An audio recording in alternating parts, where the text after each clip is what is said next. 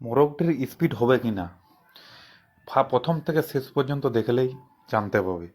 আর ভিডিওটি পছন্দ হলে লাইক, কমেন্ট এবং শেয়ার করবে। মোরগটি একটি আশিন আর দেশি মোরগ থেকে এসেছে। এর ন্যাজটি রয়েছে দেশি মোরগ থেকে, আর শরীরের গঠনটি নিয়েছে বড় মোরগ থেকে।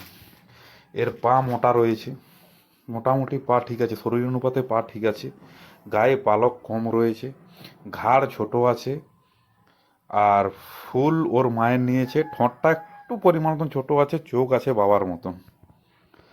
আর মোরগটির সব থেকে বড় লক্ষণ যেটি হচ্ছে গলার যে দাঁড়ির থেকে যে নিচের ঝুলাটা রয়েছে, সেই ঝুলাটা অনেকটা দূরের থেকে আছে। অতএব মোরগটি ফার্স্ট চান্স নিবেই নিবে একদম।